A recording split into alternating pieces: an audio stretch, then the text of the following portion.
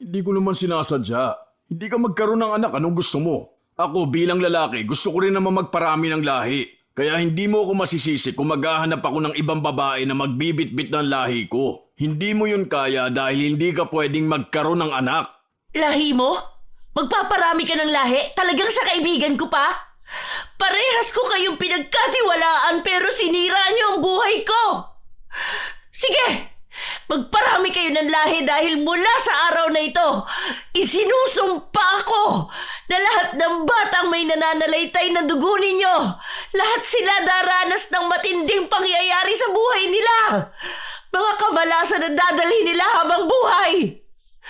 Mula sa magiging supling ninyo hanggang sa magiging mga anak nila at sa mga magiging apo, wala ni isa sa kanila ang makakatakas sa sumpa kong ito. Isinusumpa ko ang lahi nyo na maranasan ang dobling sakit sa pinagdadaanan ko ngayon. Buhay at sakit! Wala ni isa sa kanilang magkakaroon ng kapayapaan sa buhay. Lahat yan isinusumpa ko! Paano kung ang ginawang kasalanan ng isang tao ay bibitbitin ang sumpa papunta sa kahuli-hulihang lahi niya? Magpapasa-pasa at pagdurusahan ng mga taong walang malay dahil lang sa pinagbulan niyang lahi. May magagawa pa kaya sa pagtaliwas at pagputol ng sumpa? O magiging parte na lang ito ng kanilang buhay na siya ring pagdurusahan ng susunod pang henerasyon? O nak, bakit ka naman nakasimangot dyan? Ang akala ko ba may celebration kayo ngayon ng boyfriend mo? Nahuli ko si Miguel, Tay. May babae siya. Buntis din yung babae niya, Tay. Walang hiyang lalaki yun. Papatayin ko siya! Huwag na, Tay. Mapapahama ka lang. Mas gusto rin ng mga magulang niya yung babae. May pinag-aralan. Mas matino yung buhay. Mas maayos yung itsura. Natatakot sila na baka yung magiging anak namin maging katulad kung may kapansanan. Na maliit ang isang paa kaya hindi makapaglakad ng maayos. Baka tuksuhin lang daw. Tarantado pala yung pamilya niya ni Miguel eh. Hindi pwede to. Dapat panindigan ka niya. Kung takot siya sa mga magulang niya, mas matakot siya sa akin. Manluloko siyang gago siya. Galit na galit si Teodor na sumugod sa bahay ng nobyo ng anak. Pero wala na silang naabutan sa bahay nito. Hamak na mas may kaya sa buhay sina Miguel, kaya mas madali silang nakaalis sa lugar na yon para magtago. Alam na nila ang gagawin ni Teodor. Dahil sa nakita ni Teodor, mas lalo siyang nanggalaiti sa galit. Nag-iisang anak na babae niya si Raquel, tapos paglalaruan lang ang damdamin nito. Siyam dapat ang anak nila ng asawa niya, pero namatay ang dalawa dahil sa sakit. Bawat isa sa mga anak nila may mga pambihirang sakit. Katulad ni Raquel na maliit ang isang paa, ang isa naman walang mga paa, may isa na bulag, at ang iba ay problema naman sa panloob, katulad ng problema sa baga, may butas ang puso. Ang akala nila noon ay nakuha lang ang sakit na yon dahil sa wala silang pampunta sa ospital, dahil nga simula noong iwan ni Teodor ang dating asawa na si Corazon, naghikahos sila sa hirap. Kailangan niyang isipin at paghirapan para lang may makain sila. Isang araw, habang nakaupo sa labas ng bahay si Raquel, lumapit ang kanyang ama. Ang lalim yata ng iniisip mo, anak ko. Hayaan mo na yung lalaki na yun. Duwag siyang harapin ang ginawa niya. Kaya may parusa din na mangyayari sa kanya. Katulad ba ng parusa na nangyari sa pamilya natin, Tay? Bakit ba ganito tayo? Kahit anong pilit natin, hindi tayo umaahon sa hirap. Para tayong mga manok na laging namumungkal para sa kapirasong pagkain. Lahat tayo minamalas, Tay. Si Julio, nagkaroon ng anak pero iniwan sila ng babae dahil lang sangungo ang anak niya. Si Kiko, may asawa nga siya at 3 anak, kaso namatay naman yung asawa niya na nagstay sa kanya. Tapos yung mga bata, iba-iba rin yung sakit na nararanasan nila. Katulad namin. Bakit ba ganito tayo, Tay? Natatakot ako para sa anak ko. Paano kung isilang ko siya? Tapos malala yung kapansanan niya. Paano niya haharapin ang buhay kasama ang mga mapanghusgang tao?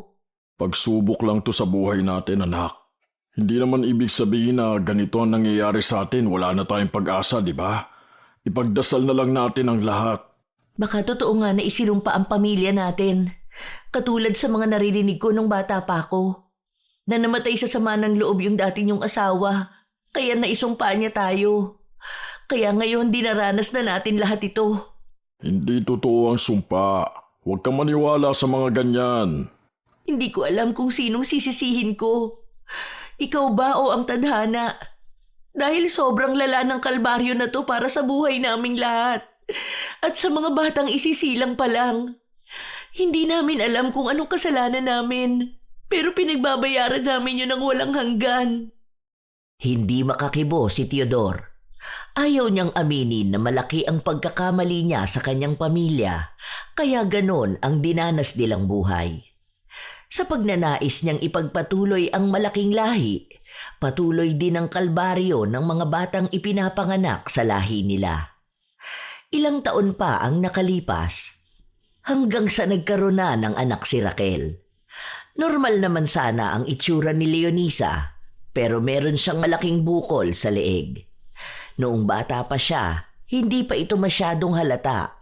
Pero nung nagdalaga na siya, sobrang halata na nito. Ma, may nakita akong hiring dyan sa grocery sa kabila, doon sa bagong bukas, yung malapit lang sa Vercons. Hindi ko alam pangalan nun pero maliit lang yun. Tapos Chinese ata ang may-ari. Mag-a-apply ka ba? Hindi ka na mag-aaral? Hindi na, Ma. Wala din naman akong pambayad sa tuition. Saka sayang naman ang panahon, di ba? Ganon din naman yun, magtatrabaho pa rin naman ako. Iba pa rin kapag nakapagtapos ka. Para magkaroon ka ng magandang buhay. Para makatakas ka sa ganitong buhay natin. Gusto ko lumayo ka sa kung ano tayo ngayon. Ayokong habang buhay ka na rin dito. Na mabulok ka na lang sa kasumpa-sumpang pamumuhay na ito. Pwede naman akong mag-apply sa abroad, Ma. Yung kaibigan ko nga papunta na siya ng Taiwan. Lipad na niya sa susunod na linggo. Tinuruan niya nga ako kung anong pwede kong gawin para ako rin makapunta doon.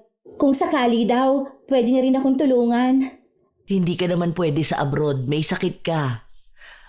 Mag-a-apply ka pa lang, hindi ka na makakapasa eh. Alam mo naman na maarte sila doon. Pwede yan, Ma. Manalig lang tayo. Basta alam ko at naniniwala ako na matutulungan ko kayong maiahon sa kahirapan. Bibili ako ng magandang bahay para aalis na tayo dito sa barong-barong nating bahay. Bibili ako ng maraming kwarto para naman maayos din makakatulog si Lolo. Tapos ibang bahay naman kina Tito. Tapos sa mga pinsan ko para sama-sama pa rin tayo. Naku anak, ang dami naman yan masyado. Hindi naman sa hinahadlangan ko ang pangarap mo. Mas maganda kung uunahin mo munang isalba ang sarili mo. Huwag kang maging masyadong mataas ang pangarap dahil mahirap bumagsak. Alam mo naman sa pamilya natin, nanatili na lang tayo sa ganitong kahirapan sa buhay. Basta ako, Ma, gusto ko ipakita na kaya ko talaga. Gagawin ko ang lahat. Mag-iipon ako. Yayaman tayo. Magpapagawa ako ng paa para sa'yo. Tapos, ipapagamot ko yung katarata ng pinsan ko para naman makapag-aral at trabaho na rin siya. Kawawa naman siya. Sana nga anak, sana nga. Masakit din para kay Raquel na makitang mataas ang pangarap ng anak. Lalo pat batid naman sa kanya na kahit na anong pagsusumikap nila, walang mangyayari sa buhay nila. Malas sila sa lahat ng bagay, kahit pa sa buhay pag-ibig. Kapag may taong tumatanggap at nagmamahal sa kanila ng tunay, namamatay ito. Kung hindi naman, mga manloloko ang nakikilala nila. Noon din naman mataas ang pangarap ni Raquel. Buo ang kumpiyansa niya. Pero habang tumatagal, nakikita niya talaga na totoong sinumpa ang lahi nila. Alam niyang mamamatay silang walang saya sa puso. Nangyari naman na ang lahat, kahit nasisihin pa niya ang kanyang ama, hindi naman na mababawi ang sumpa sa kanilang lahi. Ilang araw pa ang lumipas, wala pa ring mahanap na trabaho si Leonisa. Maayos naman siyang nakakasagot sa mga tanong sa kanya, pero kapag nakikita ang sakit niya, umaayaw na ang mga ito. Ma'am, promise po, hindi makakaapekto sa trabaho ko ang sakit ko na to. Please po, tulungan niyo naman po ako. Maawa na po kayo. May sakit po ang nanay ko. Kailangan ko ng pambili ng gamot niya, pati rin po ang lolo ko. Masipag po ako. Hindi po ako nag-a-absent o nalilate. Sige na po. Nadaan niya sa pakiusapan ang may-ari ng bakery kaya kinuha siya nito. Unang araw pa lang pakitang gilas na ang dalaga. Kahit pa mababa ang sahod niya, kailangan niya pa ring magsumikap. Kung walang kikilo sa bahay nila, paano na lang niya susustentuhan ang kanyang ina at lolo? Ang mga pinsan niya kasi, iba sa kanila, hindi na talaga makapagtrabaho. Yung iba hindi makatayo sa higaan. Yung iba naman sawa na sa buhay. Sa totoo lang, minsan ding sumasagi sa utak ng dalaga na sumuko na siya. Pero mas nananaig sa kanya na dapat ay maging matatag siya sa buhay. Isang araw pa lang siyang nagkakaroon ng trabaho, nagkaroon na agad ng aberya. Nabitawan niya ang isang tray ng tinapay. Hindi lang yun, dahil muntikan pa siyang makasunog nang pumutok ang charger niya. Hindi ko naman po talaga sinasadya. Sorry po. Promise, aayusin ko po ang trabaho ko. Kahit na anong pakiusap niya, hindi siya pinakinggan ng amo. Tinanggal siya sa trabaho at binigyan siya ng 200 bilang bayad na lang sa ipinasok niya nung araw na yon. Hindi na siya siningil sa mga tinapay na natapon niya. Malungkot na umalis ang dalaga. Bago siya umuwi, dumaan muna siya ng palengke. May nakita siyang naglalako ng isda at dahil kakaunti lang naman ang pera niya, yon ang binili niya. Nang makauwi siya ng bahay nila, naabutan niya ang kanyang lolo na nagpapadingas. Lo, dapat po hindi na po ikaw ang gumawa niyan. Mausok pa naman yan. Wala namang gagawa nito, Apo. Magsasaing na sana ako eh. Yung mga tito at pinsan mo nangangalakal pa. Ay, ako na po dyan. May binili rin akong isda. Sasabawan ko na lang po ito. Sinigang na lang tapos kuha na lang tayo ng talbos ng kamote kina Aling Jubel. Oh, akala ko ba may trabaho ka? Ang aga mo naman yatang umuwi. Wala na po, Lo. Hindi ko sinasadya na matapon yung isang tray ng tinapay eh. Hahanap na lang po ako bukas ng ibang pwedeng pasukan. Ewan ko po ba? Maayos naman pagkakahawak ko dun eh. Dumulas ba naman sa kamay ko? Galit na galit ang amo ko. Pero binigyan pa rin ako ng 200. May bagong bukas na patahian dun sa kabilang bayan. Baka gusto mo. Pwede naman po. May training daw po ba? Marunong naman ako manahi eh. Mamaya itatanong ko dun sa apo ni Paulito. Doon kasi yung nagtatrabaho eh. Manager dun. Subukan mo na lang, baka doon magkaroon ka ng mas maayos na trabaho. Lo, sorry po ha. Hindi ko pa kayo mabigyan ng mas magandang buhay. Hindi ko talaga alam kung bakit hindi pa pumapabor sa akin ang langit. Pero naniniwala pa rin po ako. Magsisipag po ako para talaga magkaroon ako ng magandang buhay. Para matulungan ko kayo. Wala po itong kapansanan ko. Alam ko na malalampasan din natin tong problema natin. Hindi ka dapat humingi ng tawad sa akin dahil ako ang dapat humingi ng tawad sa inyo. Kung hindi dahil sa akin, hindi naman magiging ganito ang buhay nyo. Walang hanggan na parusa ko na to. Hindi yan, Lo. Manalig lang tayo na aayos din ang buhay natin. Buo ang loob ng dalawa. Alam niyang lahat ng paghihirap na pinagdaraanan niya, paraan ng Diyos para mas lalo siyang tumatag. Nang sa gayon, kapag ibinigay na sa kanya ang biyaya niya, hindi niya ito masasayang. Sa mga araw na lumipas, nakapasok siya sa patahian. Magaling naman si Leonisa, masipag kahit na minsan ay may mga hindi sinasadyang kamalasan. Dahil kilala niya ang manager, hindi siya napaalis. Tinutulungan din siya nito. Isang araw, habang pauwi ang dalaga, sumakay siya ng jeep. Noong magbabayad na siya, pansin niyang nawawala ang kanyang pitaka. Hala naman, Diyos ko, huwag naman po sanang nawala yung wallet ko. Andun pa naman lahat ng sahod ko. Naku po, magkano na lang tong pera ko? Hindi to kasya kahit na pamasahe ko man lang. Bahala na, bababa na lang ako. Sa susunod na may papara, maglalakad na lang ako. Ganoon nga ang ginawa ng dalaga. Hindi siya mapakali habang naglalakad siya pauwi. Iniisip niya na lang na nasa locker niya ang kanyang pitaka. Dahil hindi niya alam ang gagawin kung sakali man na mawawala yon. Buong sahod niya ang naroon. Habang naglalakad siya ng halos 20 minutos, saka naman nagkaroon ng ambon. Sakitin siya kaya hindi pwedeng maambunan. Pero malapit na siyang makauwi kaya ipinagpatuloy niya. Katulad nga ng inaasahan niya, nagkaroon siya ng sakit kinabukasan. Mataas talaga ang lagnat mo, anak. Siguro pawis na pawis ka kasi kahapon tapos naambunan ka. Huwag ka na lang muna kayang pumasok. Magpagaling ka na lang muna. Hindi po pwede, ma. Ayoko po mag-absent dahil baka mapuna naman ako. Mawalan pa ako ng trabaho. Alam niyo naman po na kailangan natin ng pera, hindi ba? Saka may babalikan din po ako sa locker ko. Sigurado ka ba kasing kaya mo? Huwag mo nang pilitin ang sarili mo. Opo, ma. Huwag ka mag-alala. Ako pa ba? Hindi kakayanin to? Para sa pangarap. Para sa pamilya natin. Lahat kaya ko. Habang nag-uusap ang mag-ina, dumating naman si Theodore. May bitbit siyang isang tasa na mukhang may lamang erbal. Apo ko, ito na muna ang inumin mo. Dinikdik ko pa yan. Magandang gamot yan kapag may lagnat. Salamat po, Lo. Magpagaling ka ha. Mag-iingat ka rin palagi. Matapos yung sabihin ni Theodore, ay agad din naman siyang umalis.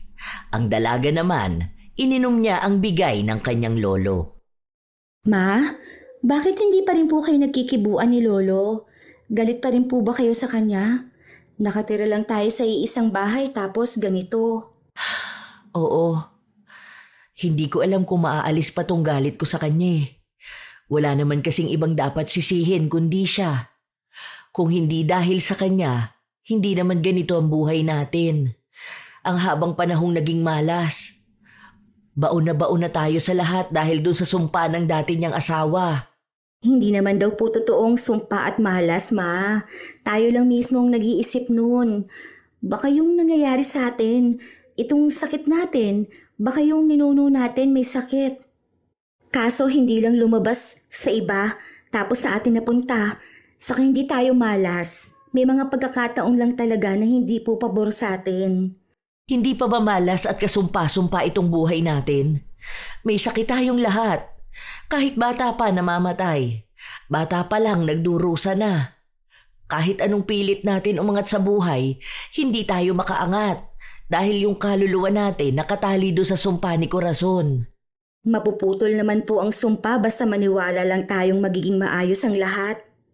Kaya akala natin minamalas tayo o sinumpa tayo dahil yun ang iniisip natin. Kaya kapag may maliit na aberya, iisipin natin na dahil yun sa sumpa. Kasi ako, ma, hindi po ako naniniwala sa mga sumpa na ganyan. Manalig po tayo. Magdasal lang po tayo palagi. Alam ko po na hindi tayo pababayaan ng Diyos. Basta, hindi maalis sa akin na siya ang sisihin.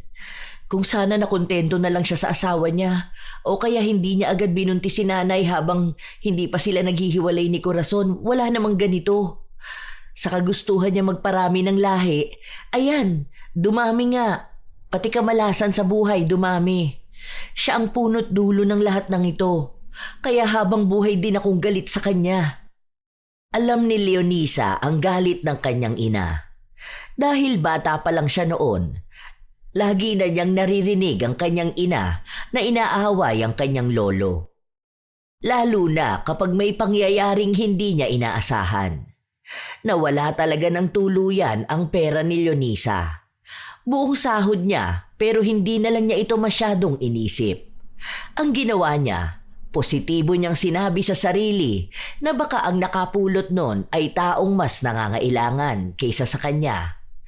Sa mga araw na lumilipas, may trabaho pa rin naman si Leonisa, pero madalas talaga siyang pinagagalitan ng kanyang amo. Minsan, sa kanya ibinibintang kapag may maling nagagawa. Naaawa lang ito sa kanya, kaya hindi siya mapaalis sa trabaho. Isang araw, nagkagulo sa trabaho nila dahil may mga maling tahi na naipadala sa customer. Malaking customer ito kaya galit na naman ang kanyang amo sa kanya. Ha? Hindi ko po alam yan. Ang ginawa ko lang po nung isang araw, nag-pack lang po ako nung binigay sa aking mga damit. Hindi ko naman po alam na kailangang i-check muna yun isa-isa. Akala ko po kasi yun na yung order Kaya inilagay ko rin lahat sa box. Naku, sorry po. Hindi ko na po uulitin. Aayusin ko na po talaga ang trabaho ko. Sorry po. Naku, parang awa nyo na po. Huwag nyo naman po akong tanggalin sa trabaho ko. Hindi nga siya tinanggal sa trabaho, pero ang daming masasakit na salitang sinabi sa kanya. Kinutya na lahat sa kanya. Mula sa pamilya niya, sa itsura niya, sa pinag-aralan niya at sa kung paano siya magtrabaho. Sinabi rin sa kanya na sa susunod na mauulit ang ganong kapalpakan, hindi na siya magdadalawang isip na tanggalin siya sa trabaho. Lalo na kung pera ng kumpanya ang manganganib dahil sa kanya. Nang umalis ang amo, nagtungo sa banyo si Leonisa at doon siya umiyak. Sobrang bigat ng dibdib niya, kaya iniiyak na lang niya ito. Okay lang to. Parte ng buhay ang mapagalitan, ang magkamali. Okay lang yan, Leonisa. Okay lang yan. Wala yan. Huwag kang susuko, ha? Marami kang pangarap. Tandaan mo na hindi tayo bibigyan ni God ng problema kung hindi natin kaya. Kaya, alam ko na kaya mo to. Hindi ka malas. Hindi ka malas. Lahat ng nangyayari may rason. Ibig sabihin lang nito, pinapatatag ka pa. Okay?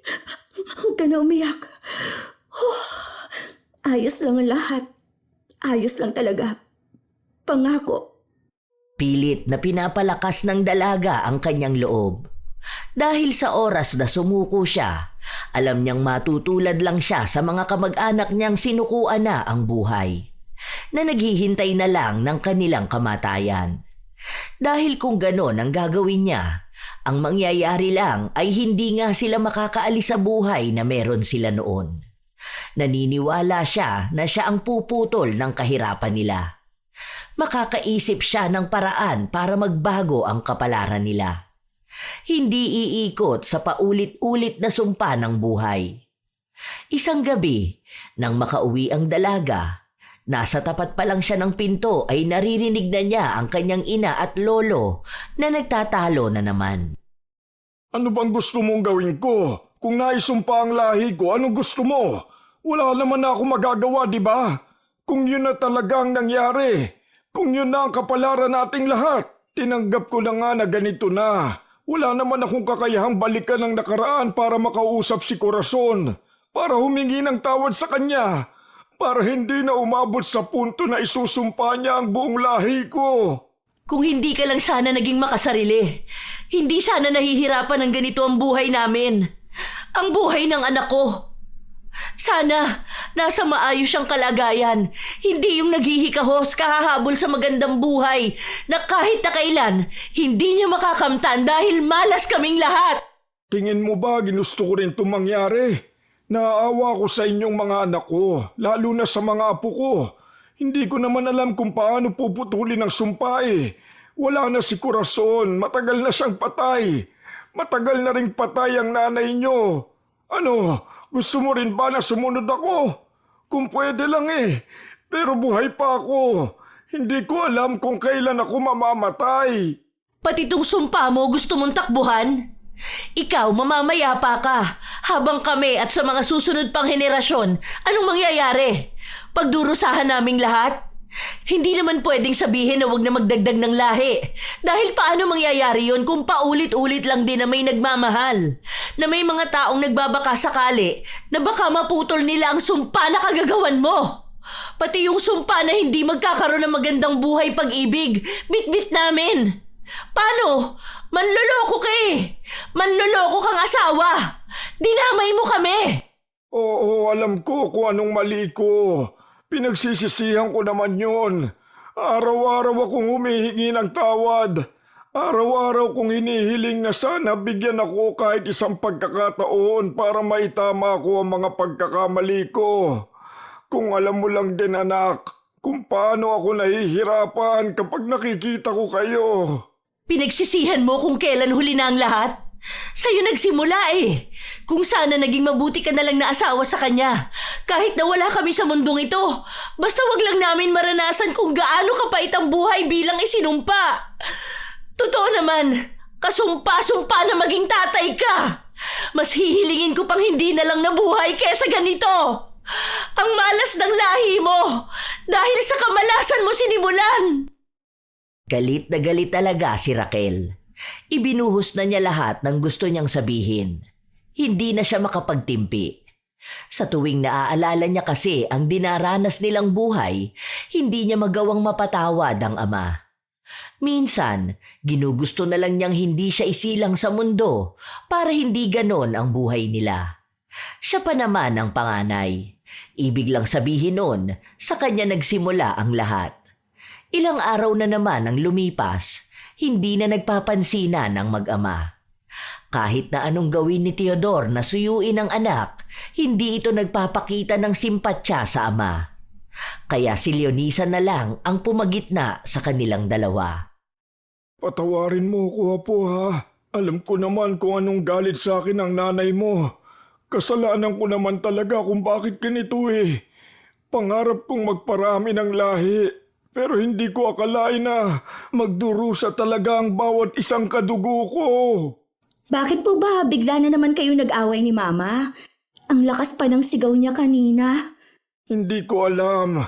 Basta bigla na lang siyang nagalit sa akin. Siguro dahil sa nangyayari sa'yo. Alam ko bilang magulang mahirap sa kanya na makita ang anak niyang nahihirapan. Na kahit na anong gawing pagsusumikap, hindi makaahon dahil lang sa kagagawang ko. Dahil sa kasalanan ko na lahat kayo nagbabayad. Kaya sana mapatawad niyo ko. Hindi ko alam kung hanggang kailan to. Pero sana may makaputol ng sumpa. Noong una, hindi naniniwala si Leonisa sa sumpa ng pamilya nila. Pero mukhang totoo nga ito at ngayon ay nais na niyang siya mismo ang puputol ng sumpa. Gusto niyang sa mga susunod na henerasyon ng lahi nila wala nang magdurusa. Ngunit paano niya ito gagawin? May tao bang makakatulong sa kanya? Dahil ang nag-iisang tao na dapat nababawi ng sumpa ay matagal nang namayapa. Sinubukang magtanong ni Leonisa kung anong pwede niyang gawin. Kung sino-sino ang kinakausap niya at iba-iba naman ang sinasabi sa kanya. Sinabi niya rin sa kanyang ina ang hakbang na gagawin niya para kung sakali ay matulungan siya nitong lumaban sa sumpa ng kanilang lahi. Ginawa ko na rin niya noon kung saan-saan pa akong albularyo lumapit. Yung 2 albularyo na nakausap ko na pwede sana akong matulungan, namatay naman. Simula nun, umiwas na akong resolbahin ang problema ng pamilya natin. Wala na to. Ganito na talaga ang buhay natin. Matatapos lang itong pasakit na to kapag namatay tayo. Naniniwala po ako na may makakatulong sa atin. Hindi ako nawawalan ng pag-asa, Ma. Habang nabubuhay tayo, alam kong may dahilan itong lahat.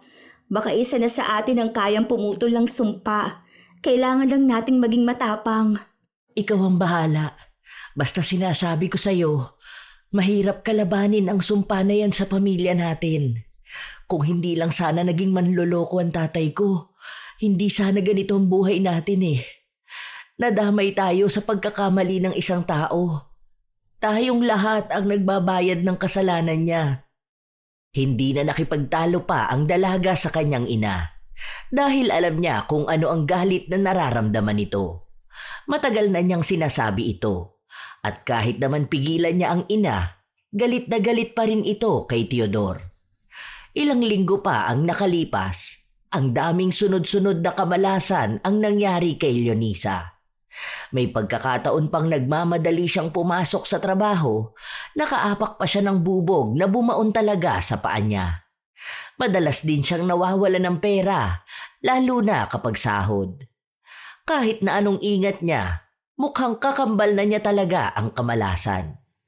Hanggang sa lumipas ang ilan pang linggo, may nakilala siyang isang lalaki na kamag-anak ng albularyo na kinakausap niya. Nagkita sila noong panahon na naghihintay siyang dumating ang albularyo. Anong oras ba ang sabi ni Tio na magpunta ka rito? Wala pa kasi siya may pinuntahan yon. May nakulam kasi dun sa kabilang bayan, tapos hindi yun makabiyahe rito kaya siya ang pinapunta. Baka maaga ang usapan nyo tapos mamaya pa siya matapos dun. Mamaya pa namang 2 p.m. Pero kasi inaalala ko na baka wala akong masakyan eh. Kaya ayun, inagahan ko na lang. Mas maganda na rin tong maaga ako kesa naman late, hindi ba? Sobrang aga naman. 11:00 pa lang matagal pa yan. Hindi ka naman siguro sobrang layo no? O baka masyado ka lang excited na magamot. Sa bagay, ganyan yung iba. Minsan nga madaling araw pa lang nandito na sila Pero yung mga yun, dayo kasi sa malalayong lugar. Okay lang, makapaghihintay naman ako. Wala naman akong pasok sa trabaho ngayon. Tsaka, hindi naman ako mainipin. Okay lang din ako nakatayo. Para kung sakali man na mas maaga siya makauwi, di ba? Makikita niya kaagad ako. Ipapatingin mo ba yung lalamunan mo kung nakulam ka? Ganyan kasi yung nagpunta rito nung nakaraan Meron din siyang bukol sa liig pero dito naman sa gilid. Nakulam yun Nung bumalik sa amin, ayun, wala na yung bukol kasi natalo ni Tio yung mangkukulam. Hindi. Pinanganak na ako may ganito Ang ipapaano ko sana yung tungkol sa lahi namin. Ano kasi, sinumpa kami. Yung as in talagang galit na galit yung nanumpa sa amin. Ang sabi pa nga, namatay daw sa galit pagtapos manumpa. Kaya ayun, baka yun ang dahilan kung bakit sobrang lakas nung sumpa niya na sakop talaga buong lahi namin. Humihingi lang ako ng tulong ngayon. Gusto ko na kasing matigil to Naaawa na rin ako dun sa mga pinsan at pamangkin ko. Sobrang lala talagang nangyayari sa buhay namin. Naikwento ko na tuloy ang buhay ko. Sinumpa? Oo. Kapag ganyan, mahirap talaga yan. Puro kasi nagpupunta rito kung hindi nakulam, nagayuma o kaya nakagambala ng kung anong maligno. Wala pa yata akong naririnig na isinumpa. Sino bang nanumpa sa lahi nyo? Sorry, masyado yata ako madaldal no? Okay lang. Sa amin nga sikat tong kwento namin Paano, yung lolo ko may asawa siya noon. Tapos hindi sila magkaroon ng anak. Ngayon, may best friend yung asawa niya. Tapos nabuntis niya yun. So, mama ko yung anak nilang dalawa. Tapos, ayun, pinaglaban nila yung pagmamahalan nila. Kasi nga, baog yung asawa ni lolo. Tapos, gusto nga ni lolo na magkaroon ng mga anak at apo. Parang ipagpapalago yung lahi niya. Kaso, ganito naman nangyari sa lahi namin. As in, wala talagang nakaligtas na kahit na sino. Tapos, puro pa raw kamalasan ang nangyayari sa amin. Kahit sa love life, kung hindi lolokohin at gagamitin, yung totoong magmamahal naman, mamamatay. Totoo ba? Di wala kang boyfriend? Tingin mo ba magkakaroon pa ako ng boyfriend? Tingnan mo nga tong sakit ko. Tsaka ayoko, baka mamatay lang siya Baka madamay pa siya sa kamalasan ko sa buhay, no? Kung matutulungan ka naman ng tiyo ko, matitigil na yung sumpa. Kaya pwede ka na mag-asawa. Ang ganda mo pa naman. Sayang naman ang lahi, di ba? Baliw! Paano nga magkakaroon ng lahi kung sinumpa nga? Kaya nga pinipigilan magpalahi para mapigilan ang sumpa, di ba? Sana maalis ni tiyo ang sumpa. Para naman maligawan kita. Baliw! Anong pinagsasabi mo dyan? Huwag mo nga akong biruin ng ganyan. Alam mo, masama yung ginagawa mo. Ha? Ano namang masama na nagkakakrush ako sa'yo? Totoo naman yun Noong una, ang akala ni Leonisa ay nagbibiro lang ang binata. Pero gumagawa ng paraan si Jonathan para mas lalo silang magkalapit na dalawa. Umiiwas ang dalaga, lalo na kapag naiisip niya ang sumpa ng pamilya nila. Pero aaminin niya, Bilang isang tao, naghahangad din naman siya ng pag-ibig. Gusto niya rin itong maranasan. At tunay nga ang sinabi ng kanyang ina, na kapag pilit niyang tatakbuhan ang pag-ibig, mas lalo niya itong aasamin. Litong-lito na siya sa mga nangyayari. Habang nagpapatuloy ang ginagawa ng tiyuhin ni Jonathan na alisin ang sumpa sa lahi nila, siya namang mas lalong paglalapit nilang dalawa. May nabubuo ng pagmamahalan kahit na hindi pa nila ito binibigyan ng linaw. Isang araw, habang magkasama ang dalawa, munti ka ng masagasaan si Leonisa. Mabuti na lamang ay hinila siya ni Jonathan. Sabi sa'yo malas talaga ako, di ba? O muntikan na ako masagasaan. Tapos kanina may dumi yung inupuan ko. Tapos natapilok pa ako kahit naglalakad lang naman ako. Ay, malas talaga sa buhay. Pero alam ko, matatapos din to. Kaya nga mas lalo kung gusto makasama ka eh. Para ako na lang ang magiging tagapagligtas mo, di ba? May pogi kang superhero. Isa pa, masaya rin ako kapag kasama kita. Wala naman ako nakikitang mali sa'yo eh. Ikaw lang din yung walang tiwala sa sarili mo. Hoy, wag! Kawawa ka lang talaga kapag sa akin ka napunta. Isipin mo na lang talaga, kahit konting awa na lang para sa sarili mo. Sayang talaga ang buhay mo, sinasabi ko sa'yo. Grabe ka, kawawa talaga. Oo, alam mo, gwapo ka, mabait, masipag din. Kaya maraming babae ang magkakagusto sa'yo. Mas kaya ka nilang bigyan ng magandang pamilya, magandang lahi. Huwag ka sa akin, kung ayaw mong mabilis kang mamatay. Alam mo, feeling ko, tayong dalawa ang puputol niyang sumpa ng lahi niyo. Ako may kamag-anak akong albularyo, pero ako ang magpapatulong sa kanya na wag tabla ng sumpa-sumpa na yan. Nako ha, walang exemption sa sumpa namin. Kaya kahit na gusto kita, hindi ko naman pwedeng isaalang-alang ang buhay mo, no? Marami pang pwedeng mangyari sa'yo. Kaya huwag mong sayangin ang buhay mo sa akin, ha? Ibig sabihin gusto mo ko? So, may chance talaga tayo? Subukan lang natin. Wala namang mawawala eh. Paano kung totoo naman talaga na tayong tatapos ng sumpa ng pamilya nyo? Bigyan mo ko ng chance. Papatunayan ko na kaya nating labanan ng anumang sumpanan na ipataw sa inyo. Tayo mismo ang puputol nun. Hindi pa kumbinsido si Leonisa pero mapilit ang binata. Kaya sa unang mga buwan nilang magkasintahan, inilihim nila ito. Kinakabahan palagi si Leonisa, lalo pat lagi niyang iniisip na baka biglang mawala sa kanya ang nobyo. Pero maayos naman palagi si Jonathan. Wala pa ring nagiging balita kung paano nga ba nila magagawang alisin ang sumpa. Nagtanong nga ang albularyo kung saan ang libingan ni Corazon, pero hindi niya ito masagot dahil hindi naman sinabi sa kanya ng kanyang lolo. Isang araw, habang nasa bahay ang dalaga, nagtanong siya sa kanyang ina. Ma, tingin mo, hindi kaya tunay na pag-ibig ang magtatapos ng sumpa ng pamilya natin? Anong akala mo rito? Isang kwento sa telebisyon? Walang tunay na pag-ibig ang tatapos sa sumpa na ito. Dahil selyado to ng galit dahil din sa pag-ibig. Kung tunay na pag-ibig pala, bakit hindi magawa ng mga kapatid ko o mga pinsan mo na maputol ang sumpa? Nagkaroon sila ng tunay na pag-ibig pero dahil hindi tayo pwedeng maging masaya, namatay din ang mga yon. Kaya huwag kang maniwala sa pag-ibig kung ayaw mong masaktan. Wala lang, naisip ko lang kasi. Di ba? Baka kung may dalawang tao na nagmamahalan na lalaban sa sumpa, minsan kasi pag-ibig at paniniwala ang nakakatalo sa sumpa. Paano ka lalaban, Aber? Maghahalikan kayo tapos mawawala na ang sumpa? Walang ganon. Wala na tong pag-asa dahil kung yung naunang taong isinumpa, hindi niya magawang pigilan o tapusin ito eh. Tayo pa kayang apektado lang. Wala na to. Ang kailangan na lang tanggapin na lang natin kung anong kapalaran natin. Iisa lang tayong lahat. Kung anong isinumpa, yun din ang meron sa atin. Kaya kung ayaw mong may magpatuloy ng sumpa, huwag kang magkaroon ng anak. Hindi nakakibo si Leonisa dahil hindi niya maamin sa kanyang ina na buntis siya. Gusto na sana niyang ipakilala ang nobyo pero mas lalo siyang nakakaramdam ng takot. Hindi niya alam kung paano sisimulan at paano ipaliliwanag dito na may nobyo na siya.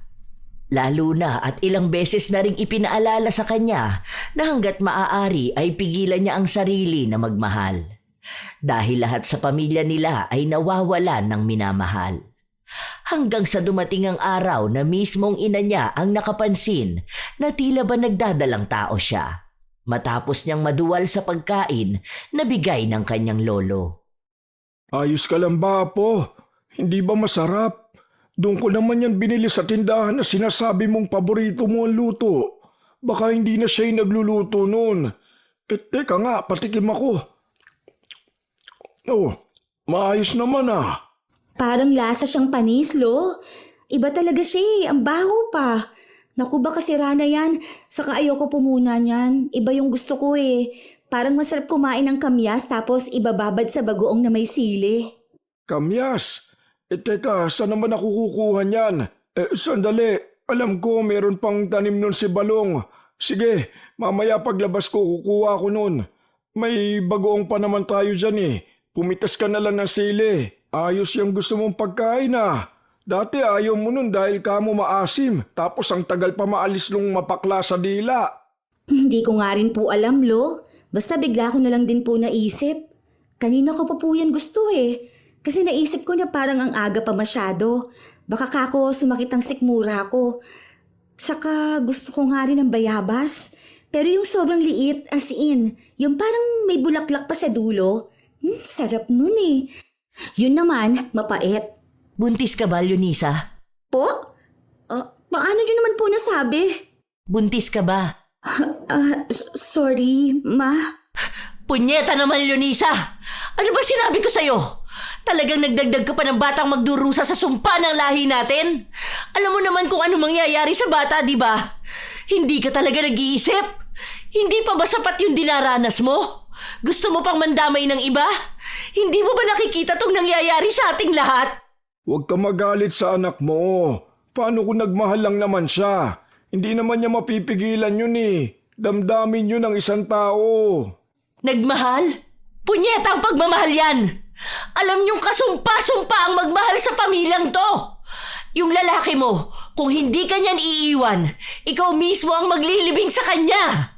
Hindi mo man lang inisip ang kapakanan ng taong yun. Kung totoong mahal mo siya, hindi mo siya idadawit sa sumpa.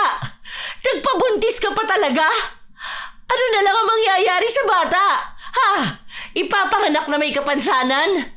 Siya ang susunod sa yapak mo na magiging malas sa buhay? Ma, alam ko naman na kaya namin tong lampasan eh. Alam ko na kayang itigil itong sumpa na meron ng pamilya natin. Hindi daranasin ni Jonathan ang kaparehas na nangyari sa mga naging asawa o minahal na mga kadugo natin. Hindi magiging katulad ko ang anak ko. Kaya naman yan. Kung hindi kasi dahil sa iyong manloloko matanda ka, kung sana nakontento ka na lang, walang ganito. Naulit na lahat. Yun nangyari sa akin, nangyayari na ngayon sa anak ko at sa mga susunod pang henerasyon. Walang makakalaya sa lintik na sumpa na to. Dapat ikaw lang ang pinagbabayad, hindi kami. Lalong hindi ang mga walang muwang na batang isinilang lang para pagbayaran ang kasalanan mo. Sa'yo nagsimula tong lahat. Kung alam mo lang kung gaano kita kinasusuklaman.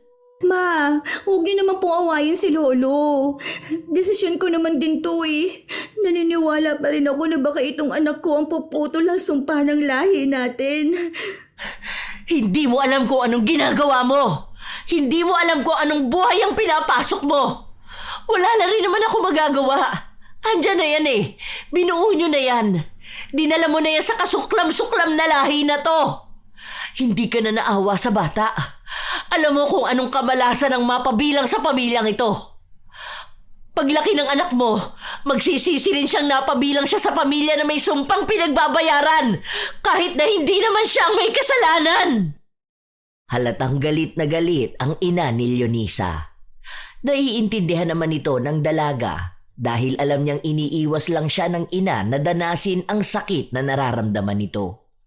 Pero malakas talaga ang paniniwala ni Leonisa na mawawala ang sumpa. Lalo pat gumagawa naman sila ng paraan. Nakakatulong din naman ang tiyuhin ni Jonathan. Pagpasensyahan mo na lang muna ang mama mo.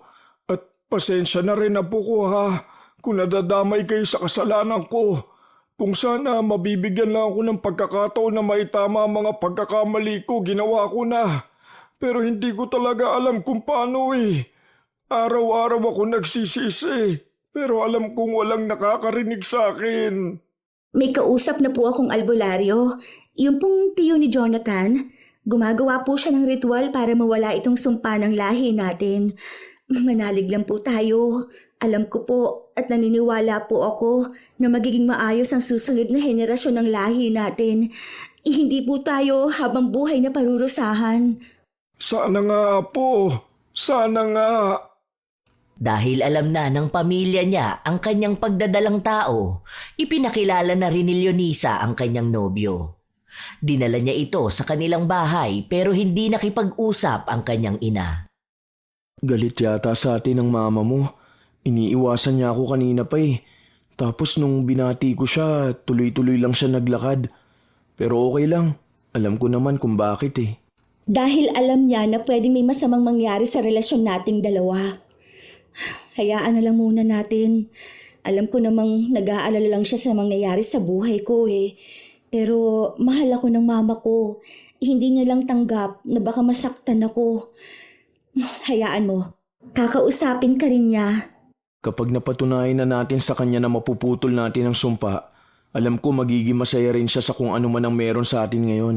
Intindihin na lang natin dahil nga bilang magulang, ayaw din naman niyang maranasan ng anak niya ang naranasan niya. Lalo na kung may kinalaman sa sumpa. Maniwala na lang tayo na mapapatunayan natin sa kanilang tayo ang puputol ng sumpa ng lahi niyo. Naniniwala rin ako. Alam ko rin na hanggat kasama kita, matapang ako. Para sa atin, para sa anak natin, at sa susunod pang henerasyon ng lahi natin.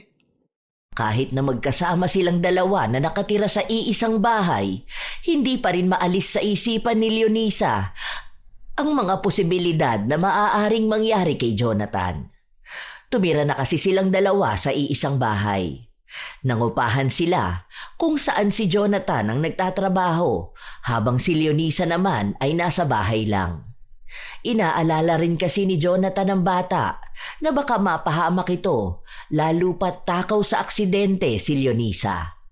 Na kahit nasa bahay lang siya, nasasaktan pa siya.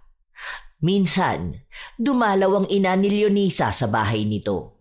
Ang akala pa naman ng dalaga ay ayaw na siyang makita ng ina matapos niyang umalis ng bahay. Anong nangyari dyan sa kamay mo? Nasugat ka ba? Nagluluto po kasi ako kanina, ma. Tapos hindi ko sinasadya na paso po yung kamay ko sa mainit na kawali. Pero okay lang po ako. Kumusta naman po kayo? Pasensya na po ha, hindi ako gaano makapunta sa bahay. Hindi kasi ako lumalabas eh. Kasi nga, alam niyo naman po, kailangan ko talaga mag-ingat. Lapitin pa naman po tayo sa aksidente. Baka kahit naglalakad lang ako sa labas, kung ano pang mangyari sa akin. Anong nararamdaman mo? Baka mapahama ka sa panganganak. Nag-aalala ako sa'yo. Kasi yung pinsan mo, si Jenica, patay na siya. Nanganak siya kahapon at namatay siya. Tapos yung anak niya walang mga kamay at paa. Bigla ako natakot. Inaalala ko baka kung anong mangyari sa anak mo. Kailan ba ang kabuhanan mo? Huwag ka naman matakot, ma. Manganganak pa naman na ako sa susunod na buwan. Hindi naman siguro ganun. Naku Lord, please, huwag pong ganun ang danasin namin ng anak ko po, ha. Ay, kinikilabutan naman ako sa mga ganyang balita. Ayoko mag-overthink dahil ayoko maka-attract ng bad energy. Nagpa-ultrasound ka na ba? Anong resulta? Healthy naman daw po ang bata eh. Buo naman siya. Wala rin akong sakit. Kaya naniniwala talaga akong walang mangyayari sa anak ko. Naniniwala rin kami ni Jonathan na tutulungan talaga kami ng mga ritual ng tiyo niya. Mabuti naman. Baka nga nakatulong yung tiyuhin ng boyfriend mo. Magdasal ka na lang palagi, baka marinig ang dasal natin. Sana maging maayos kayo ng apo ko. Yun lang ang tanging hiling ko. Ayoko maranasan yung dinanas ko sa buhay. Dahil sa naging usapan nila na yon, hindi na mapakali si Leonisa. Bigla-bigla na lang siyang inaatake ng kung ano-ano sa kanyang utak. Kaya kapag nakakaramdam siya ng takot, nagdarasal na lang talaga siya. Nananalig na walang mangyayari sa kanila ng anak niya o sa pamilya niya. Hanggang sa isang umaga, nagising na lang si Leonisa, ang bilis ng tibok ng kanyang puso. Ano nangyari sa'yo? May masakit ba sa'yo? Okay ka lang ba? Ang bilis ng tibok ng puso ko. Bigla akong kinabahan eh. Natakot ako sa panaginip ko. Nanganak na raw ako. Tapos yung itsura ng anak ko sobrang lala. Nakakatakot daw. Kahit mga doktor natakot sila eh. Ayoko mangyari yun. Hindi yun mangyayari. Kita naman sa ultrasound na normal ang anak natin eh. Saka may ginagawang proteksyon ng tiyo ko para sa atin at sa bata, di ba? Hindi naman agad mapuputol ang sumpa. Ang mahalaga, protektado ang pamilya natin. Ibig sabihin sa atin nagmumula ang pagbabago ng lahi nyo. Huwag ka nang kabahan, okay? Ayoko na nag-overthink ka ng ganyan eh. Pinipilit ni Jonathan na pagaanin ang loob ng kanyang asawa. Habang lumilipas ang araw, walang ibang nangyayari kay Leonisa kundi ang matakot. Hanggang sa sumapit na ang araw na manganganak na siya. Hinihintay niyang dumating ang asawa pero hindi niya ito matawagan. Hanggang sa isinugod na siya sa ospital. Nagkaroon pa nga ng aberya dahil nasiraan ang unang sasakyan. Noong lumipat sila, naubusan naman ang gasolina. Kaya hirap na hirap silang humanap ng sasakyan na magdadala sa ospital. Ilang kamalasan pa ang nangyari bago siya madala sa ospital. Noong kapapanganak pa lang niya, nagkaroon naman ang sunog sa isang kwarto malapit kung saan nakalagay ang mga bagong panganak na sanggol. Umiiyak na lang si Leonisa nung mga panahon na yon dahil nag-aalala siya sa ano pang pwedeng mangyari. Nang kinahapunan, dumating din ang asawa niya sa ospital pero may benda ito sa ulo. Oh, ano nangyari sa'yo? Okay ka lang ba? Nagpa-doktor ka na ba? Ano yan? Bakit ganyan? Ay, ano ka ba naman? Alam mo nang praning ako, di ba? Baka mamaya mapahamak ka. Okay lang ako, huwag kang mag-alala. Nauntog lang ako kanina dahil hindi ko nakita yung nakauslim bakal. Kumusta naman ang anak natin? Maayos ba siya? Ikaw, kumusta ka naman? Hindi ka ba nahirapang manganak? Normal ang bata, mukhang wala ring sakit. Salamat sa Diyos. Mabilis ding nanganak ang asawa mo, saka hindi rin nagkaroon ng kahit na anong komplikasyon. Ay, salamat naman. Nag-aalala ako kanina bago pumunta rito eh. Natawag ko na yata lahat ng santo para lang maging maayos ang asawa at anak ko. Salamat po pala ma. Sinamahan niyo si Leonisa. Nakakatuwa, ang anak niyo ang kauna-unahang bata na isinilang sa lahi namin na maayos. Mukhang totoo nga na kayo ang puputol ng sumpa. Pati pagsasama niyo naging maayos. Salamat, Jonathan. Basta po naniniwala tayo na magiging maayos ang lahat. Nasa pananampalataya rin po yan. Kung kami naniniwala, dapat tayo ring lahat para hindi natin ma-attract ang bad energy. Lagi tayo maging positive sa buhay.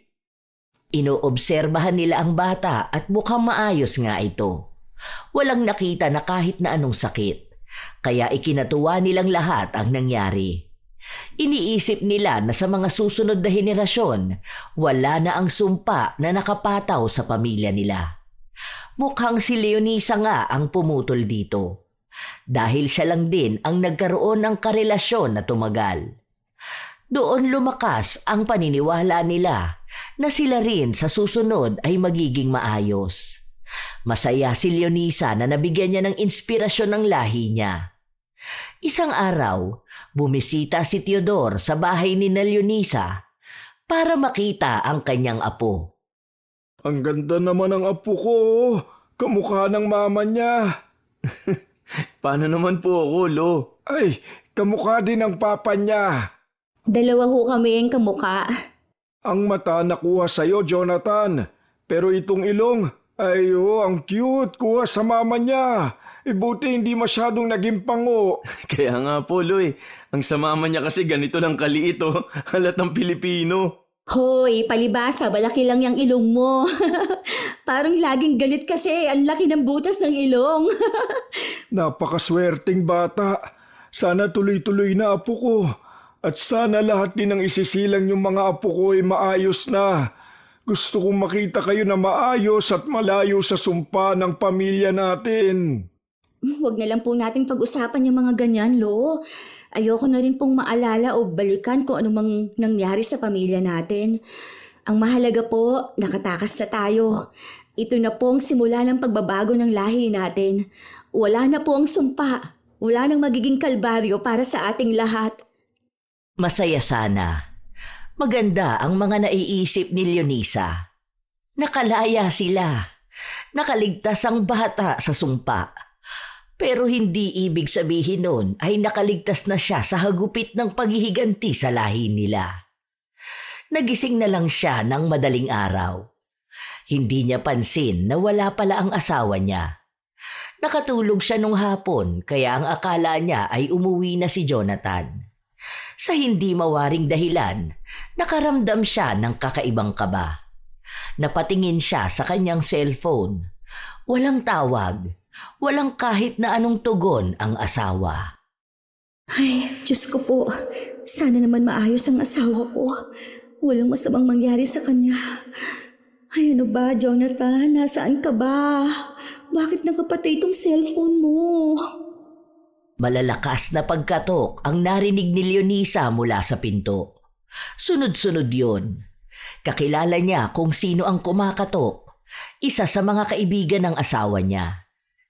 Ayaw niyang buksan dahil natatakot siya sa maaaring mangyari o maaaring matuklasan niya. Pero binuksan niya pa rin ito. Hingal na hingal ang lalaki. May dugo rin ang katawan nito para bang gasgas sa balat. Nang magsalita na ang lalaki, doon tuluyang gumuho ang mundo ni Leonisa. Nalaman niyang patay na ang asawa niya. Para siyang nabibingi. Wala siyang maintindihan sa nangyayari sa paligid niya.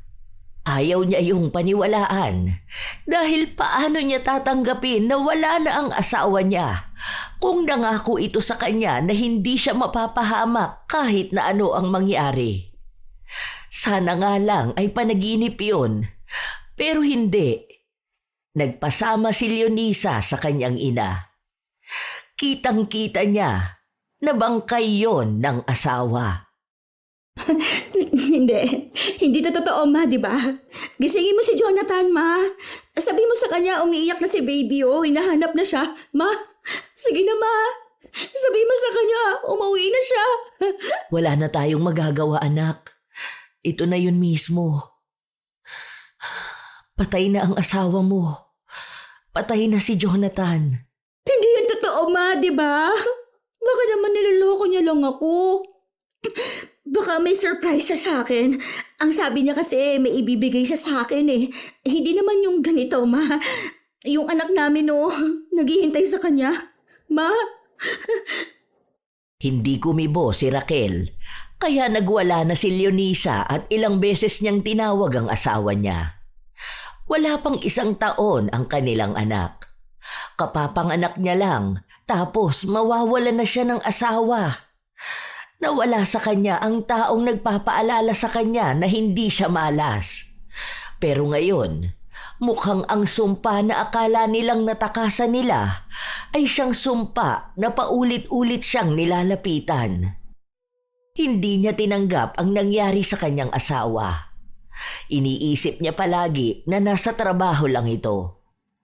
Nakaburol sa bahay ng tiyuhin niya si Jonathan pero hindi siya nagpupunta. Hanggang sa huling lamay na. Apo, sige na. Pumunta ka na sa lamay ng asawa mo. Tignan mo siya sa huling pagkakataon. Magpaalam ka na sa kanya para matahimik na rin ang kaluluwa niya. Hindi naman patay ang asawa ko. Alam ko babalik yun dito sa bahay. Miss na niya ang anak namin. Hinahanap na rin siya ni baby. Alam ko naman, Apo, na mahirap yang tanggapin. Gayong mahal na mahal yung isa't isa. Sana kahit sa huling sandali lang, samahan mo naman ang asawa mo. Bakit ganitong buhay natin? Bakit kasi ganito pa tayo isinumpa?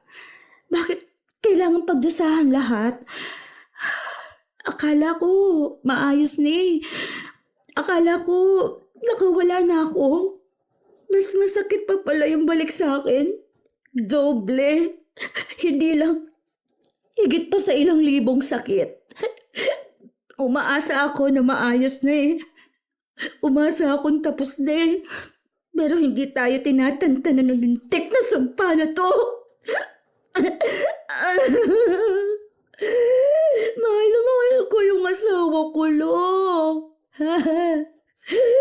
Mahal namin ang isa't isa, Lo.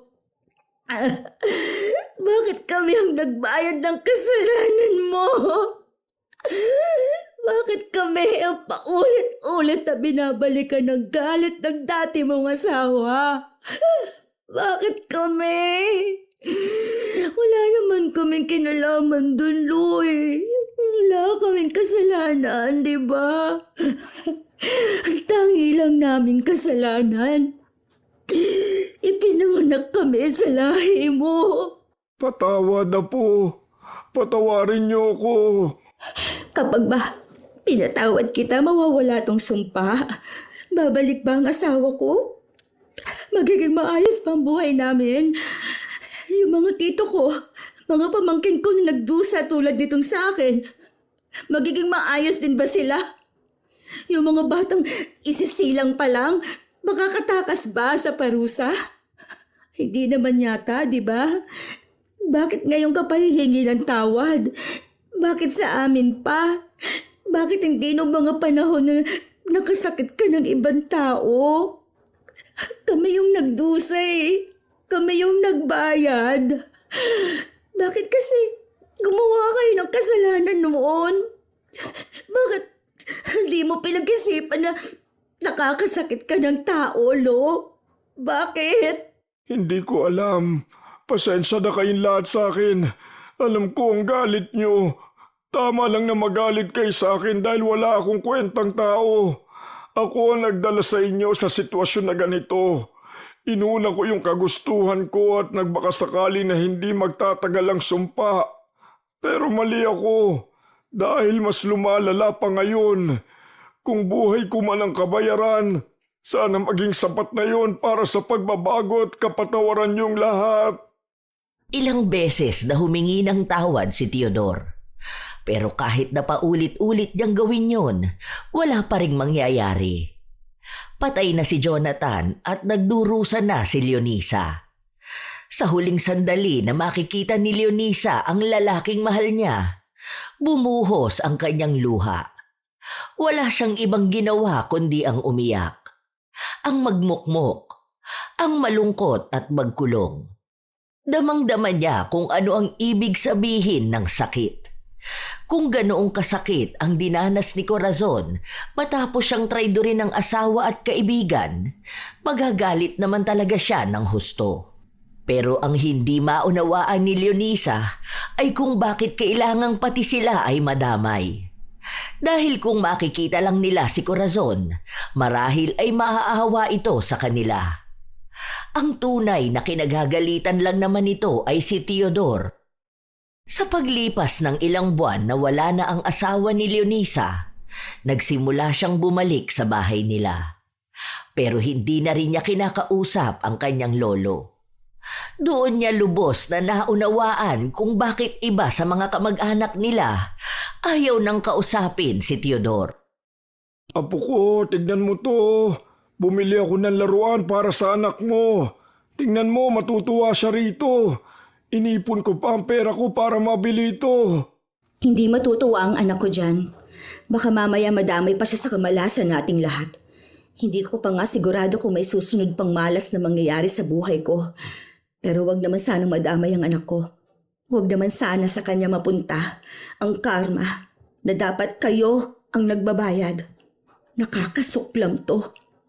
Pumasok sa loob ng kwarto si Leonisa kung saan nakita niya ang anak na mahimbing ang tulog. Sumunod namang pumasok sa loob ang kanyang ina. Kanina pa naririnig ni Raquel ang argumento nilang maglolo pero hindi siya nakialam. Dahil alam niya naman na naglalabas lang ng sama ng loob ang anak. Napatulog ko na. Umiiyak kanina pero hindi na kita tinawag. May gatas naman siya dyan kaya nagtimpla na lang ako. Wala ka namang napapansin na kakaiba sa anak ko, Ma? Sakit o kung ano man? Natatakot ako na baka isang araw kung ano na lang mangyari sa kanya. Pina-check up ko siya. Wala namang natatagong sakit. Ang sabi, kahit sa physical niya at mental, maayos naman daw. Wala naman akong napapansin na kakaiba. Sana talaga wala. Wala naman. Malusog nga siya. Totoo na hindi siya nadamay sa sumpa. Baka nakatulong din yung ginawa ng tiyo ni Jonathan. Siguro, kung may dagdag panangga ang anak mo, mas mapapanatag tayo na walang dadapo na sumpa sa kanya. Proteksyon para sa sumpa ng lahi natin. Pupunta nga ako doon bukas, kakausapin ko. Gusto ko sana magtrabaho, pero natatakot naman akong iwan ng anak ko. Baka kung anong mangyari sa kanya. Hindi ko nakakayanin kung pati ang anak ko magiging kabayaran sa kasalanang hindi naman kami ang may gawa. Pwede naman ako mag-alaga sa anak mo. Babantayan kong maigi. Dahil takot din ako na baka bawian siya bigla. Iba pa namang umatake ang sumpa sa atin. Akala ko nga hindi na kayo maaapektuhan ng pamilya mo . Akala ko nakalaya na kayo. Pero sadyang kusang lumalapit ang sumpa. Kung nakaligtaan ka ng isang beses, babalik at babalikan ka. Kaya sana, wag yung mangyari sa anak mo. Lalo pa at siya lang ang nasa lahi natin ng maayos. Huwag naman sanang sa kanya ang punta ng mas malalang sumpa. Kasi hindi maalis sa akin ang galit na nararamdaman ko kay Lolo. Kapag may nangyaring masama sa anak ko, habang buhay ko siyang sisisihin. Hindi ko matatanggap na tayo ang nagbabayad ng kasalanan niya. Kung bakit tayo ang nasasaktan, dahil lang sa naging mapanakit siya noon. Dapat siya lang mismo ang gantihan. Alam mo kung bakit tayo ang ginantihan? Dahil kung si tatay lang ang makakaramdam ng sakit, parang baliwala lang. Dahil alam niyang makatarungan yun. Pero kung tayong lahat at nakikita niya mismo, higit na triple ang sakit nun para sa kanya. Doon niya mas lalong mararamdaman ang pagkakamali niya. Kahit na magmakaawa pa siya sa taong nagawa niya ng mali, wala nang kapatawaran. Maging sa atin, walang kapatawaran ang pinaranas niyang buhay sa atin. Isang paalala na ang taong gumawa ng masama sa kapwa, ang balik ay sa taong mahalaga sa kanya. Para doon niya maramdaman kung gaano kasakit ang pinaramdam niya noon. Hindi talaga maalis ang galit na nararamdaman ng dalaga. Hanggang sa nakausap niya ang albularyo na tiyuhin ni Jonathan. Sinabi lang sa kanya nito na hindi niya talaga kayang alisin ang sumpa. Kahit na malakas na ang puwersa niya, hindi maalis ang ano pang isinumpa ng pusong galit. Nabawasan niya ang epekto nito, pero hindi kailanman maaalis. Parang awa niyo na po. Nawala na sa akin ang asawa ko. Ayoko namang mawala rin sa akin maging ang anak ko. Tulungan niyo na ako. Gagawin kong lahat para sa anak ko. Tulungan niyo akong matapos ng sumpa na ito. Bilang katarungan na rin sa sinapit ng asawa ko. Alam ko at naniniwala ako na may magagawa pa tayo para maputol itong sumpa na ito. Ngayon na isa ng ina si Leonisa, mas lalong naging buo sa kanyang puso na gawin ang lahat para matapos na ang sumpa ng kanilang lahi. Kahit nahirap siya, kahit na nasasaktan siya at kahit na nagkakandamalas ang buhay niya. Ang alam niya lang, hanggat kailangan siya ng anak niya, ipagpapatuloy niya ang pagbibigay ng bago at mas maayos na buhay. Malayo kung sa kung ano ang naranasan niya. Pansin niya kasi na sa lahi nila, lahat sila tinanggap na nakakapit na sa kanila ang sumpa. Walang gustong lumaban, walang gustong tumaliwas. Kaya siya mismo ang gagawa nun. Naging mas matapang siyang harapin ang lahat. Ganoon ang nagagawa ng pagiging isang magulang. Hindi pa rin sila magkaayos ng kanyang lolo, pero kinausap niya ito. Gusto kong malaman kung anong buong katotohanan. Mula sa pagbuo ng sumpa hanggang sa kung saan inilibing si Corazon. Gusto kong putulin na itong sumpa na ito. Alam mo na ang lahat, di ba? Isa pa, hindi ko alam kung saan nakalibing si Corazon. Nung naghiwalay kami, hindi naman na kami nagkita kahit nung namatay na siya. Utang na loob, huwag ka na magsinungaling. Kung talagang gusto mong magbagong sitwasyon naming lahat at nang sa susunod na henerasyon, sabihin mo yung totoo. Aminin mo kung anong ginawa mo. Hindi tayo parurusahan ng ganito para sa simpleng bagay lang. Hindi lang ito basta panluloko sa kanya o pananakit mo. Alam ko meron pa. Utang na loob. Kung totoong humihingi ka ng tawad at nagsisisi ka, aminin mo na kung ano ang nagawa mo. Hindi matatapos itong sumpa na ito kung dadalhin mo hanggang sa kamatayan mo ang katotohanan. Hindi ko alam kung ano sinasabi mo. Hindi pa ba sapat na pati ako nahihirapan sa nangyayari sa inyo? Hindi yun sapat kung hindi ka kumikilos para mabago yun. Alam kong ikaw lang ang nag-iisang tao na may alam. Sana naman, maging lalaki ka. Maging tao ka na kayang manindigan. Hindi isang duwag na matanda na nagtatago sa paghihirap ng lahi mo. Paano mo naaatim na tingnan kaming lahat na nagdurusa na dahil lang sa kasalanang nagawa mo? Sabihin mo, saan nakalibing si Corazon? Saan niyo siya inilibing? Hindi kumibo si Teodor. Nakatingin lang siya sa kanyang apo na ang mga mata ay nagsusumamo. Nanghihingi ng kasagutan. Nanghihingi ng katapusan sa pagdurusa nila. Nang tingnan ni Teodor ang buong paligid, nakita niya rin ang mga apo niyang may kapansanan. Mga nagdusa ng matagal na panahon dahil lang sa kasalanan niya. Nasa sementeryo naman siya, doon sa libingan ng tatay niya. Pero ikaw ang pumatay sa kanya, tama? Oo, dahil natakot ako nung gabi na isinumpa niya kami. Buntis ang lola mo noon at dahil sa takot ko, hindi ko sinasadya na mapatay siya. Noong mga panahon na yun, wala namang gaanong tao rito. Walang nagtanong. Wala naman siyang pamilya dahil patay na ang mga magulang niya.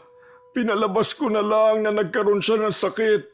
Dahil wala akong panggasto sa kanya, pinahukay ko na lang din yung libingan ng tatay niya. Simula noon, hindi na ako dumalaw. Walang maayos na libing, walang padasal. Basta alam lang dito ng lahat na patay na siya. Akala ko pag namatay siya, dadalhin niya yung sumpa at hindi na matutuloy. Hindi ko naman alam na hanggang sa kahuli-hulihan ko yatang lahi, bit-bit yung sumpa niya. Nakita mo na? Ganyan ka kasamang tao. Ganyan mo ginawang miserable ang buhay naming lahat. Kung hindi ka papipilitin, hindi mo pagugustuhin ituwid ang lahat. Ilang beses kang humingi ng tawad sa amin. Yun pala, ikaw pa rin ang may kasalanan kung bakit hindi kami makatakas sa ganitong buhay. Buti nagkagawa mo pang makatulog ng maayos dahil dyan sa mga kasamaang nagawa mo. May pagkakataon sana kami na maging normal, maging masaya sa buhay. Pero dahil sa pagiging makasarili mo, nawalan kami ng pagkakataong maging malaya. Patawarin niyo ako mga apo ko, mga anak ko. Patawarin niyo ako sa lahat ng nagawa kong mali. Hindi pwedeng paghingi lang ng tawad ang gawin mo. Bigyan mo ng katarungan ang kasalanan mo para sa katahimikan na rin naming lahat. Ayaw ni Teodor na makulong, kaya hindi niya kayang aminin ang ginawa niya. Pero isa sa mga anak na lang niya ang nagsuplong sa kanya, kasama na ang record ng mga sinabi niya. Ang pag-amin niya. Dahil doon, nabuksan ang kaso sa pagkamatay ni Corazon. Hindi na rin nila ginalaw ang bangkay nito na nakalibing na. Ang ginawa na lang ni Leonisa, inalaya na lang nila ng dasal. Nagpatulong din siya sa albularyo ng iba't ibang paraan ng pag-aalay para sa katahimikan ng kaluluwa ni Corazon. Humingi sila ng tawad dahil alam naman nilang may kasalanan din ang lahi nila. Nakulong si Teodor kahit na matanda na ito. Bilang kabayaran na lang din sa mga kasalanan na nagawa niya. Hindi naman siya pinabayaan ng kanyang pamilya kahit nagalit ang iba sa kanya. At sa pagiging matapang ni Leonisa, naputol niya ang sumpa ng kanilang pamilya. Walang masamang nangyari sa kanyang anak. Ang iba niyang pinsan na nagkaroon ng anak at asawa, naging maayos na rin. Malaki ang pasasalamat nilang lahat sa kanya dahil hindi siya sumuko na darating din ang araw na mamumuhay silang nakalaya na sa sumpa. Anak, anong oras ba kayo pupunta sa puntod ni Jonathan? Oh, nakatulog na tong bata. Tululaway pa. Napaliguan ko na to. Palitan mo na lang ng damit bago kayo umalis. Natapon pala sa kanya yung gatas. Pinaglaruan ba naman? Ngayon na rin, Ma. Hinihintay ko lang pinsan ni Jonathan. Sabi niya sasabay na lang niya kami sa sasakyan niya. Sasama ka ba, Ma? Saglit lang naman dun dahil may job interview ako mamaya. Hindi muna sa ngayon. Pupunta ako kay tatay eh. Magdadala ko ng pagkain niya. Sige po, Ma. Ikumusta niyo na lang ako kay Lolo. Siguro kung naging kasing tapang mo ko noon, anak, baka hindi yan ang nangyari sa'yo. Baka masaya at maayos ang naging buhay mo. Ang sabi nga nila, Ma, na lahat ng nangyayari may rason. Kung ipinanganak akong maayos, hindi ko makikilala si Jonathan. Hindi kami magkakaroon ng anak. Naging lakas ko ang anak ko para lumaban. Kaya alam ko, ang lahat ng nangyaring ito, para may matutunan tayong lahat. Wala na sana sa lahi natin o sa ibang tao ang gumawa ng masama dahil totoo ang sumpa. Hindi lang ito para sa isang tao dahil sakop nito ang buong lahi. Kayang magdusa ng lahat ng dahil lang sa maling desisyon ng iisang tao. Ang mahalaga na lang para kay Leonisa ay nabigyan na niya ng katarungan si Corazon kahit na hindi niya ito nakita o nakilala. Nabigyan niya ng katarungan ang mga tao sa lahi nila na nasaktan at nagdusa dahil lang sa kasalanan ni Teodor. At higit sa lahat, pinalaki niya ang kanyang anak na wala na ang takot na baka isa ito sa magdusa. Sa paglipas ng panahon, nagkaroon din ng bagong asawa si Leonisa. Nagkaroon pa siya ng 2 pang anak. Tanggap ng lalaki ang una niyang anak at napakabuti nito. Masasabi niya na hindi niya makakalimutan ang unang lalaking minahal niya. Pero mukhang nagpadala ito ng lalaking mamahalin sila ng anak niya habang buhay. Si Teodor naman, nasa kulungan pa rin. Pero ang balita nila ay mabibigyan ito ng mas mababang taon ng sintensya. Ang hiling na lang ni Leonisa, naway may malaking aral na napulot ang kanyang lolo. Sa buhay, may mga nagagawa ang bawat tao na hindi sinasadya at may mga bagay din na nagagawa ng sadya. Mula sa panloloko, pananakit, pagiging makasarili, hanggang sa panunumpang idinulot ng matinding galit. Ang mga kasalanang ito, lalo na kung malalim at mabigat, ay nag-iiwan ng bakas na maaaring sumunod hanggang sa susunod na henerasyon. Ang kasalanan ng isang tao, lalo na ng isang haligi ng pamilya o pinuno ng lahi, ay nagkakaroon ng mabigat na kapalit. Minsan, ang kasalanan ng lolo ang nagiging pasan ng apo. Ang galit na binitawan ng ninuno ay nagiging bigat na dinadala ng bawat anak. At ang maling desisyong itinanim noong unang panahon ay nagbubunga ng hirap, sigalot o takot sa kasalukuyang henerasyon. Tandaan na lamang na hindi mo kasalanan ang kasalanan ng nauna sa lahi.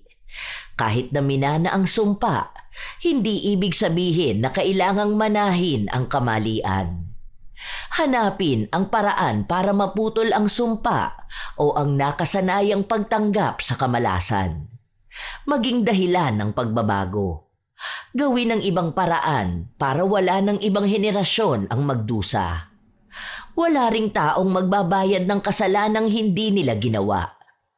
Ang kasalanan ng magulang ay hindi dapat maging kapalaran ng anak o maging sumpa ng lahi.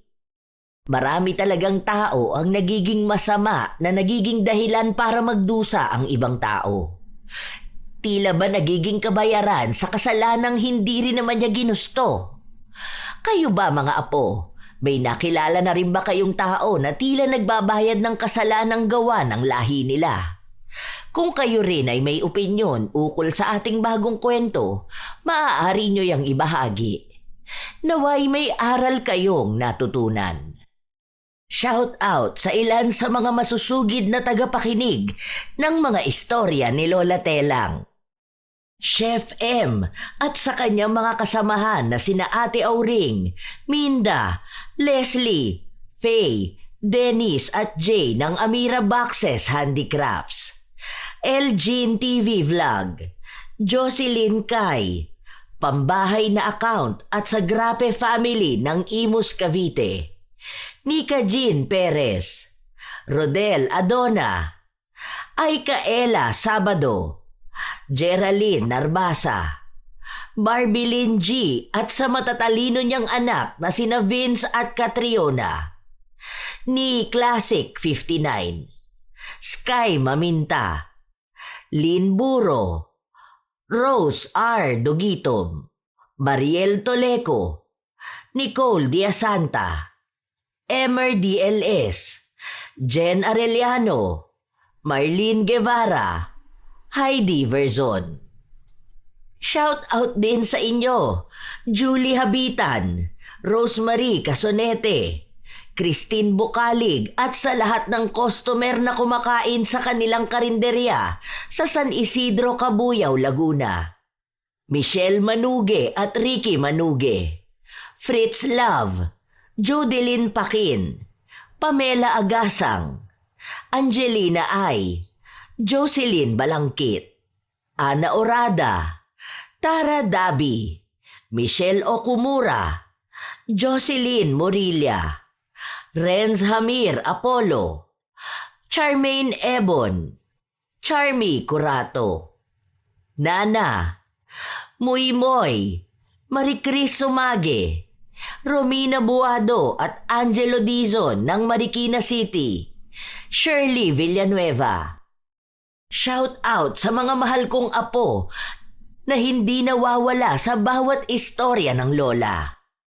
Sydney Crosswind, Supladang Pasaway, Lovely Rose Roa at Princess Rain Roa Alawami, Kimpoy Feliciano, Hazel Fiesta, Marie the Lightworker, Gia Gigi, Francisco Neng, Jeremy Saranillo Francisco, Josefina Fuelias, Roy Lacandalo, Vicky Yabut, AJ Chua, Esteli Reyes at sa Reyes family ng Marikina City, Mel Santa Rita, Matt Sarol, Irish Abela Tuazon, Mike James Tapak, Raquel Hasegawa, Jenny Suzuki, Lurian Vitalicio, Leonisa Cobo, Will Maleses, Ray Galedo at sa Galedo family ng Cabuyao, Laguna, sa buong Team Manok ng Amsik Angeles City, Pampanga,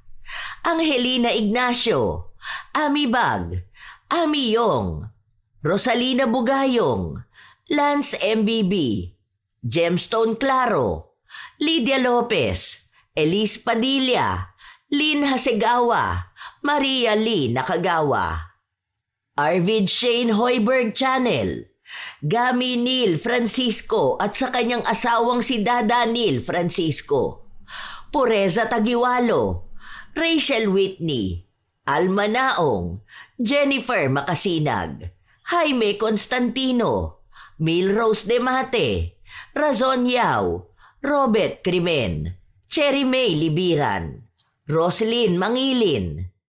Ito ang inyong Lola Telang at maraming salamat sa palagi ninyong pagsubaybay, mga apo.